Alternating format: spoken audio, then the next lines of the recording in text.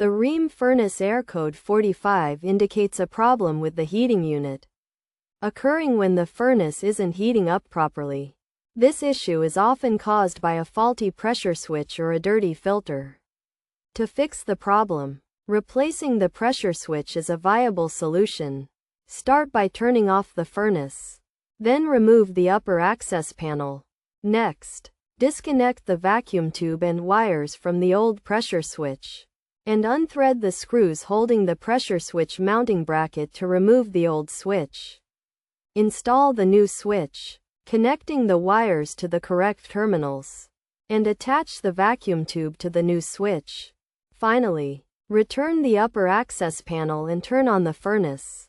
Another solution is to replace the filter. Turn off the furnace. Locate the filter box at the bottom. Open it, and pull out the old filter. Insert the new filter, making sure it's properly aligned, and close the filter box before turning the furnace back on. By following these steps, the Rheem furnace error code 45 can be resolved, restoring proper heating function to the furnace.